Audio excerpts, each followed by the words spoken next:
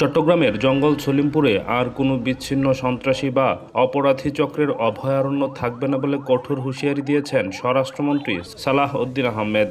তিনি বলেছেন, বিগত 17 বছরের দুর্বৃত্তায়নের রাজনীতি বা রাজনীতির দুর্বৃত্তায়নের মধ্য দিয়ে রাষ্ট্রের ভেতরে এক ধরনের দুর্বৃত্তের রাষ্ট্র গড়ে তোলার চেষ্টা হয়েছিল, যার একটি প্রত্যক্ষ নমুনা হচ্ছে জঙ্গল সলিমপুর। বর্তমান গণতান্ত্রিক সরকার দায়িত্ব গ্রহণের পরপরই চট্টগ্রামে কিছু সন্ত্রাসী কর্মকাণ্ড লক্ষ্য করা যায়। আজ চট্টগ্রামের সীতাকুণ্ড উপজেলার জঙ্গল সলিমপুর এলাকা পরিদর্শন শেষে সাংবাদিকদের একথা জানান তিনি।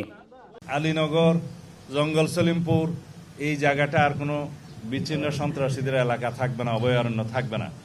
এর আশেপাশে দুইটা পাহাড় টিলা শ্রেণী আছে, একটা হচ্ছে বেতুয়া আর একটা চা বাগান। এই এরিয়াতেও সন্ত্রাসীদের আনাগোনা আছে বলে আমরা জানতে পেরেছি। এখান থেকেও তাদেরকে উচ্ছেদ করা হবে। তবে সাঁড়াশি এবং যৌথ অভিযানের মাধ্যমে, পরিকল্পিত অভিযানের মাধ্যমে সারা দেশব্যাপী মাদক, সন্ত্রাস, জুয়া এবং চাঁদাবাজি এই চারটাকে আমরা অ্যাড্রেস করব অত্যন্ত গুরুত্ব সহকারে।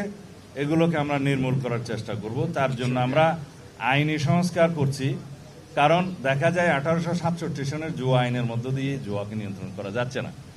এখন জুয়া, অনলাইন জুয়া, অফলাইন জুয়া, বিভিন্ন রকমের মডারেট জুয়া এবং বেটিং এগুলো চালু হচ্ছে। এটা চালু হয়েছে অনেক বছর আগে থেকে। এগুলোকে আমরা কখনোই আইনিভাবে অ্যাড্রেস করতে পারছি না, বিকজ আইনটাই নাই।